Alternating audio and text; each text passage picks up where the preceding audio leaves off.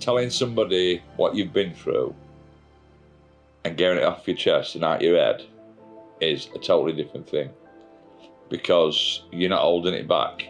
You've actually told somebody what happened, and the difference is, once you get it off your chest and out your memory, it's a different life. You're not holding anything back, but apart from yourself.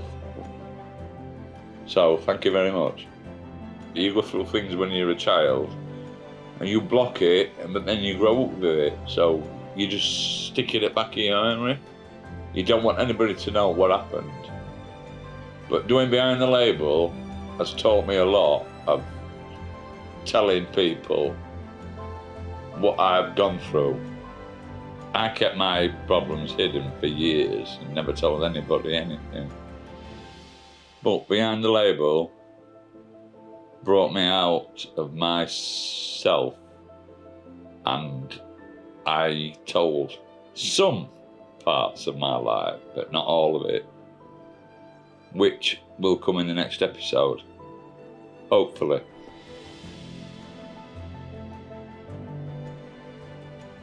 A project like this, you forget about their issues away from this. You don't see that, they're just people when they're here. So to lose somebody like Matt, it feels like there's something missing from the group. It doesn't feel like the group will be the same without him. Every time I think of Matt, I just want to cry, because I've never dealt with death before. It doesn't feel real that he's gone. Like, it's sort of sunk in, but not properly, which is really, really hard. Losing Matt, I miss Matt badly. He's a good friend to get a good laugh, a good sense of humour. He's a great loss, there's no other words I can say, but you miss him like hell. If you couldn't see him, you could definitely hear him, and that's the way I put Matt. But it's a great loss to us. Who didn't love Matt? He paid in the ass, but we all loved him. Like, I was gonna say always Matt, if you know what I mean. Like, just waiting for him to sit in his usual seat, just a couple of chairs away from you, or usually next to you if he's forced to. Yeah, that really got to me. Just no more Matt, you know what I mean? But he's still there. I always believed that Matt was older fella, but I think he found his belonging in this group.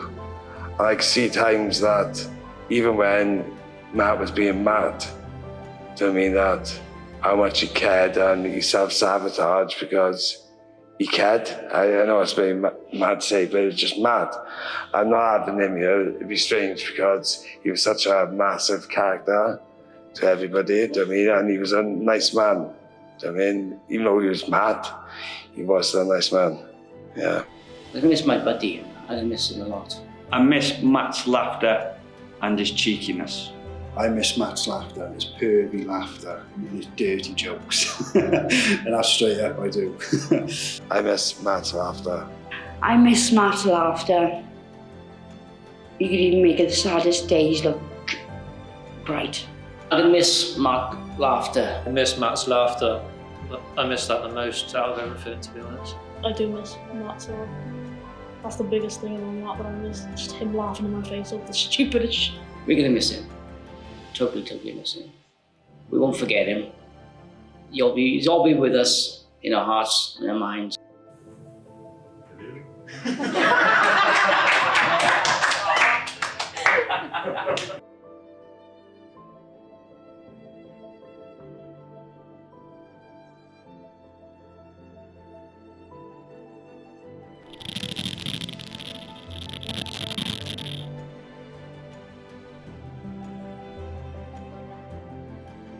It was scary, daunting, and I really didn't know what to expect. Still don't, I suppose. I was isolated, so I felt isolated. I couldn't really go out to go and see people who I wanted to see, go to the houses, and obviously isolation and all that, so isolated. And then with the fear, with my past medical health issues, if I do catch the virus, it fears me that I will not survive it. So my anxiety is sky high through the roof, which then also triggers off the depression, because then I'm alone, no one to speak to. And then, because I'm bored, I start thinking about other things like drink and things like that.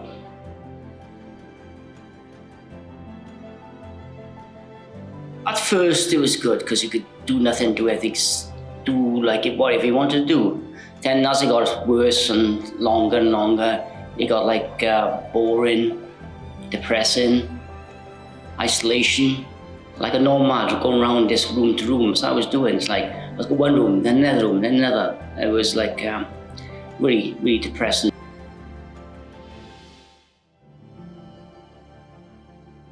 It's fun, busy, let's see, a lot of exercise, arguments, a lot of laughter, progression, promotion, betrayal, reconnecting. I managed to reconnect with my kids quite a bit.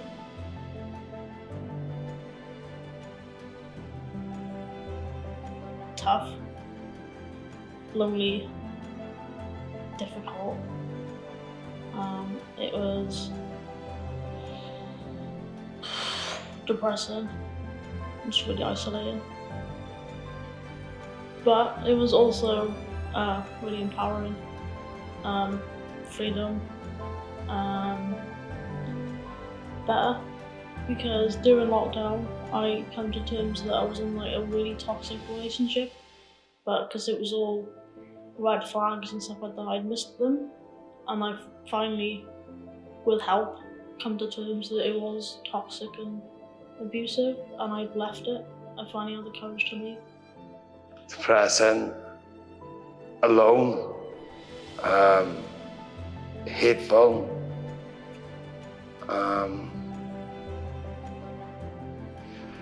scary. I didn't know what the future was. Fearful.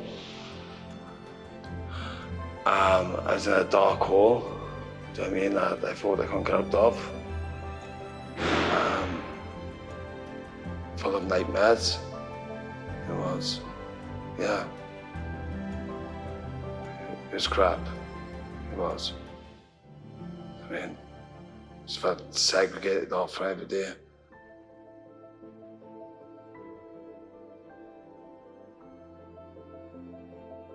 Lonely, intimidating,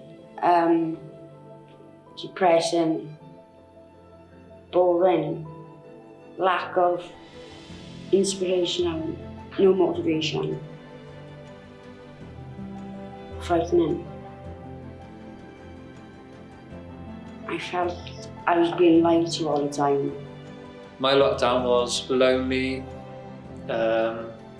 boring, depressing. It was like prison.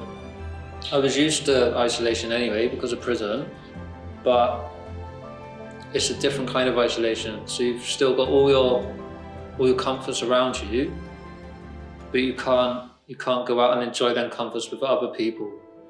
So it's almost like comfortable loneliness in a way. When the lockdown started, it was okay. It's like, you don't have to do much and all that, so it's all right. But as the lockdown goes on and on and on, it's got harder because I live on my own and just me, myself. I find it boring to do things, and motivation goes, and you're just stuck. I felt like a prisoner in my own home. It's affected my feeling depressed, I feel down, because there's not really much you can do when you're out, really. It's not like, you can't do nothing, not really. Not how it used to be. So I feel down. And then because I feel down, because I can't go nowhere, not really. So I end up staying in. And staying in means I'm bored. And the more bored I get, obviously the more I use alcohol and things. But then I get even more depressed. I just even feel really shitty about it. Because obviously I'm not like, I don't open up that much either. So everything's just all bottled up, and when the lid's about to pop off, I just get really angry, so everything comes out in anger. And people just think I'm overreacting or I'm just angry. And that's not the case, just everything's slowly built up. It's all just come out in one big ball of anger rather than what it is. It's weird, it's like my body just wants to give up in that sense. And I get lumps in my throat, and I know it's just due to stress. It's just weird, just like weird, not illnesses, if you know what I mean. Like, it feels like I'm being melodramatic, and I'm like, oh, I'm getting old, I'm getting this and this. It's just that overthinking.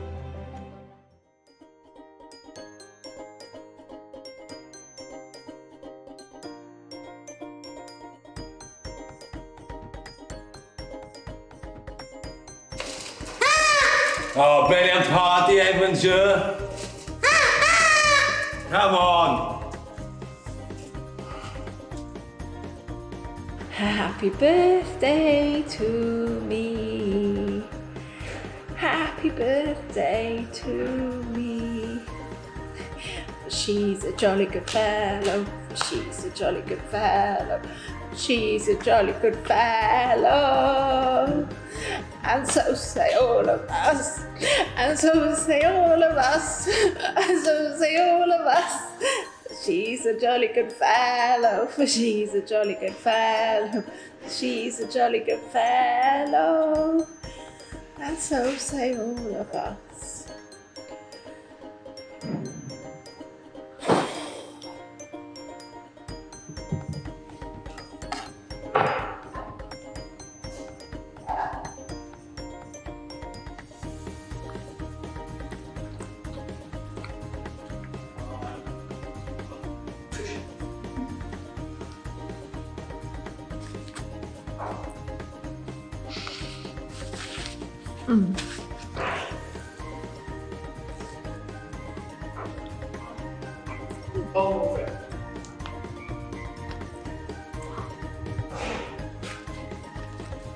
She's a jolly good fellow. She's a jolly good fellow. She's a jolly good fellow. So say all of us. So say all of us. So say all of us. She's a jolly good fellow. She's a jolly good fellow. She's a jolly good fellow. So say all of us.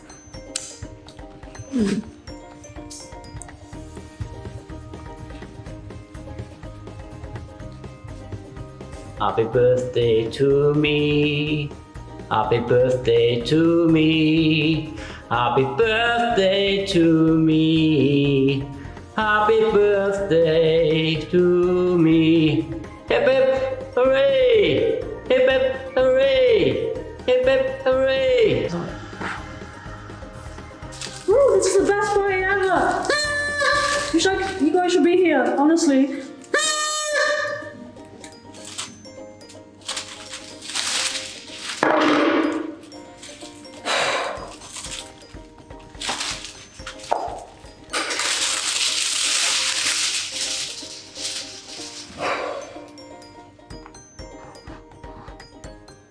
Happy birthday to me.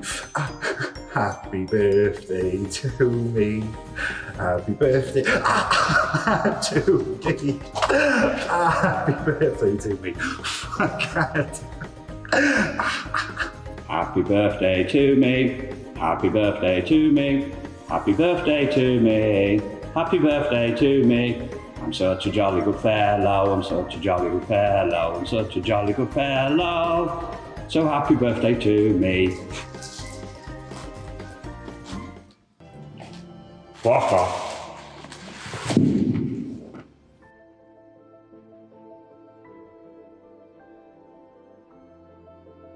Hey, I just want an appointment. 2 meters, please, sir. Can you just step back? 2 meters. 2 meters. Please step back. Please step back. 2 meters down. All right, I just want to book an appointment, that's all. Move back 2 meters. 2 meters, 2 meters, my fucking heart. Yeah, can you see this? I got put up with this all the time, like. 2 meter rules, sir. It's not 2 meters.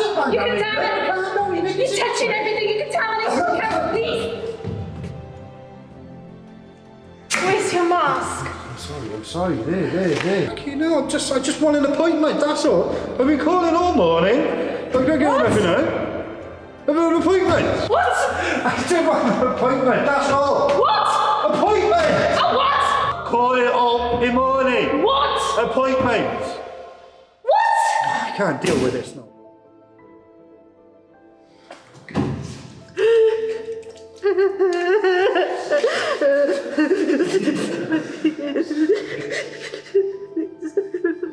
I can't take it anymore.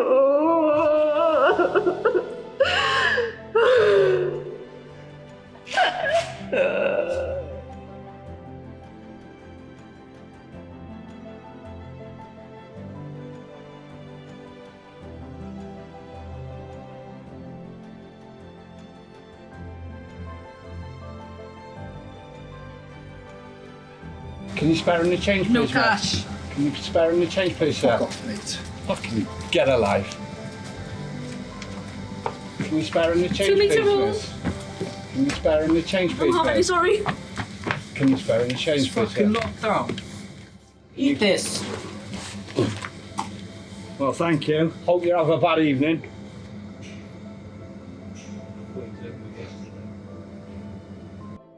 Can you spare any change, please? Now accepting PayPal.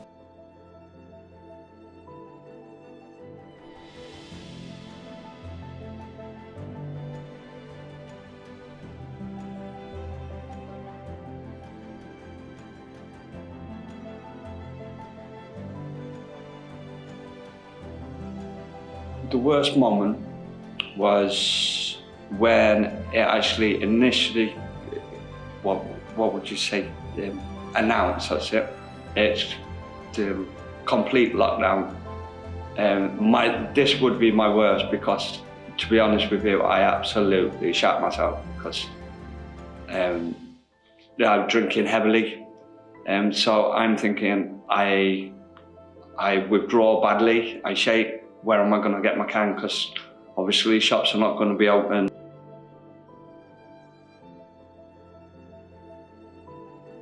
With being in hospital, ex-partner going to prison, I'm left with no one, no support. My worst moment from lockdown was losing my father and not being able to do as much as I wanted to do. And also the funeral, because the social distancing. I think my worst moment's got to be the arguing with my dad, honestly. I know I went through the abusive relationship, but it was tough to argue with somebody that's family. Like, I thought it was just a bit different.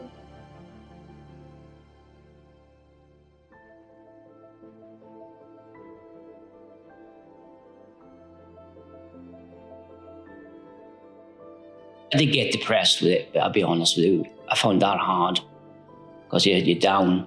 You can't see your family. You can't go for a decent walk. Cause when I used to got problems, I used to go for a long walk to air it out and sort it all out.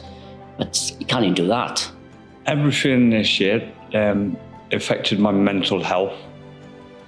This year has just been nothing but an obstacle course. You get over one and there's another one right on top of you. The future. literally my children's future, not my future, their future, like, yeah, combined with mine, if you know, just how am I going to support them and support myself mentally as well. You feel what I mean? I got Christmas coming up, birthdays, and it's just like, fuck. You know what I mean? Just a big, like, kick in the nuts, really. I miss my mum's birthday. It's a big 80, which is, I want to go down and take it out for a meal like we always do every year, but we couldn't do it this year, so that was the hardest part. And not knowing when the lockdown's going to end. Like I say, this is like part end, now we go backwards again. So where's it going to go? I also think the worst thing is not just COVID-19, it's what's going to be its place. What roads are we have to buy to and, you know, live by? Are they good? Are they not so good? Who knows?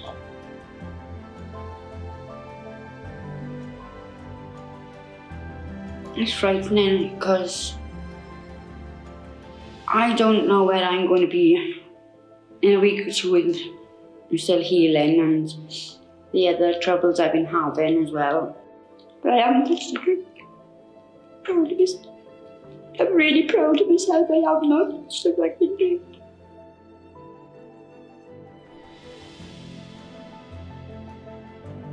My worst moment just sounds so stupid. Something which took me years, I mean years, a lot of hard work to build, and within a few seconds it's gone. You know, that was my shittest moment.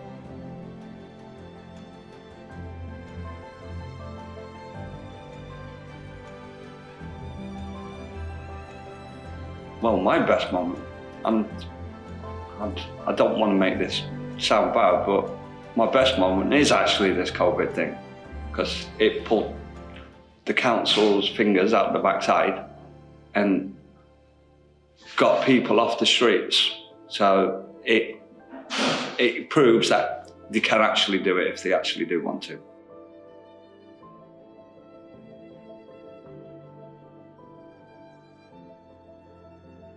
Being housed, building my place up, finding out about myself through isolation, and reconnecting with people who, had it not been for lockdown, I probably wouldn't have reconnected with.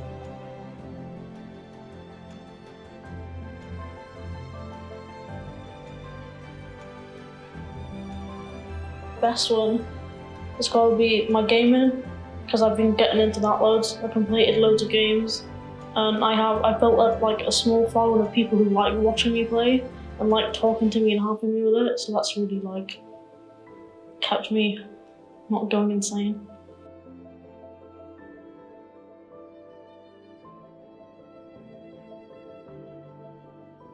Drink didn't enter my head. Really not enter. Alcohol did not enter my head at all.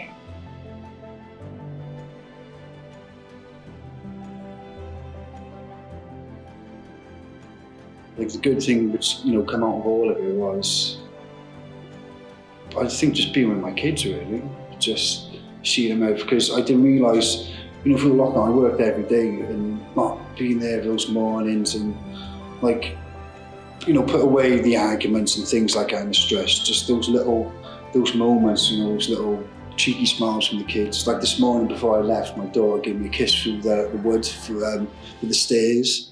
And just like that, like that's what I get up for, you know, that's what I live for. And I think out of all of it, I got to see that more.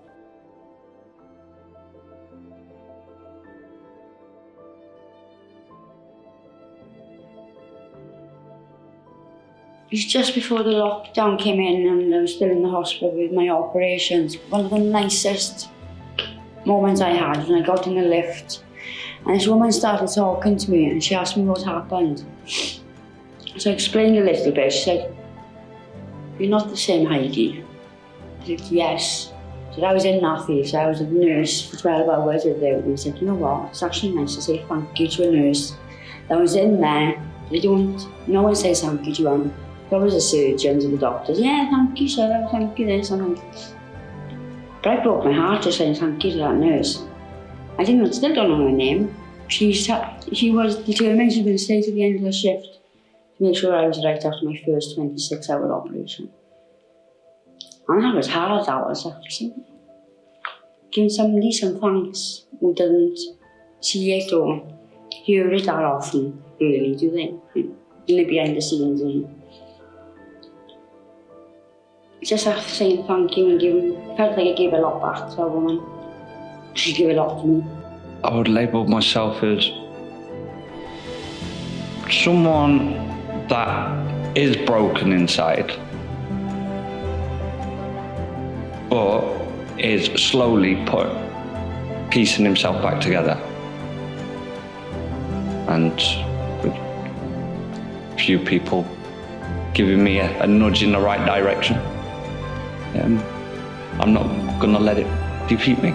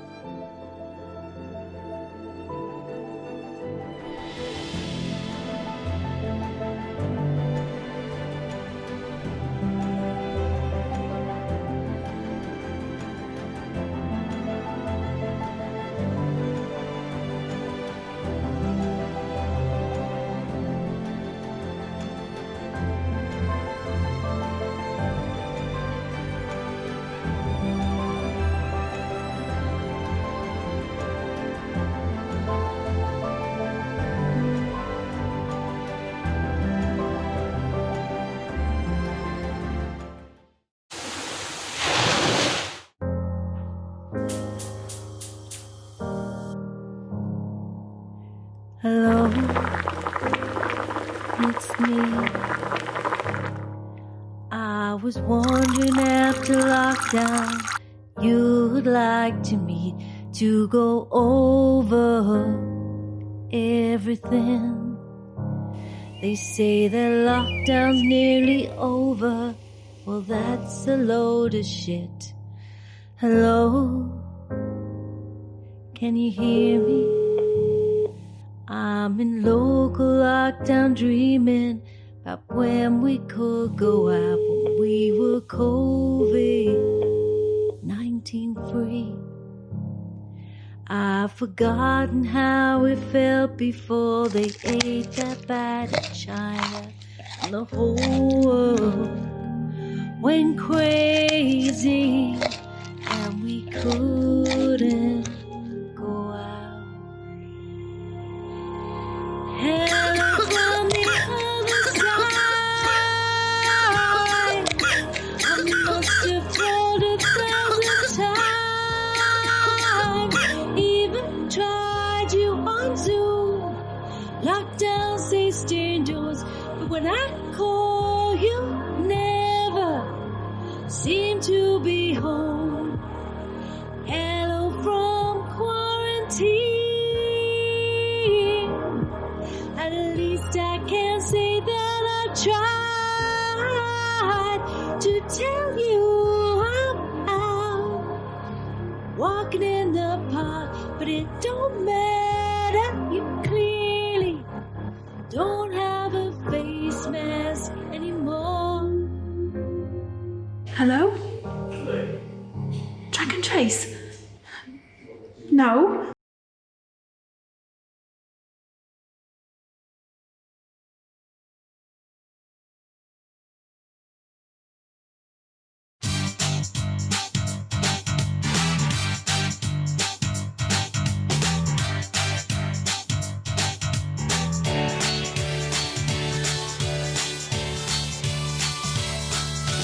When lockdown leaves you feeling blue, you can count on us. We will be there for you. From a 2-meter distance, please. Don't dare breathe on me we will reassure you. We've got to all stick together, good friends there for each other. Never ever forget that I've got you and you've got me. So reach for the masks, wash hands with soap and water, reach for the gloves. Don't come near if you symptoms, reach for the masks. And when the quarantine ends for you, that's when we can meet once more.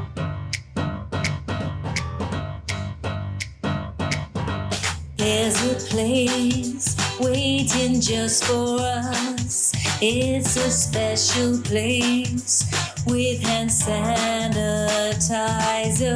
Run away, no physical contact. Come on, December, leave 2020 behind us. Don't cough, gotta keep your distance. Antibodies gotta keep building.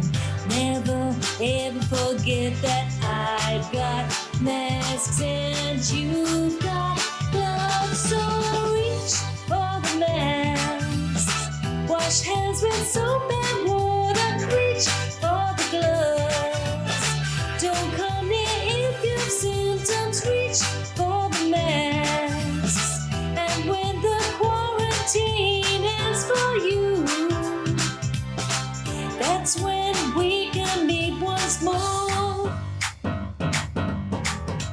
Don't believe the news that you've been told. Track and trace is crap, of that be sure. No one knows just what the future holds. There ain't nothing to stress about. There's a vaccine coming soon. I said reach, put on that mask.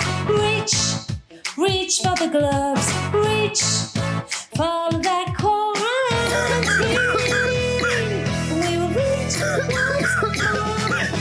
Reach for the mask, wash hands with soap and water. Reach for the gloves.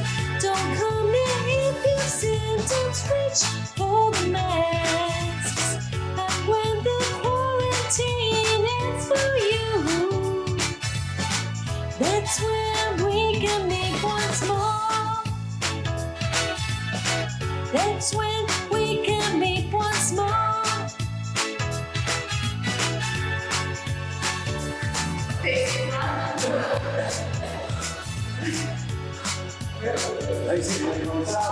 One hand on your waist.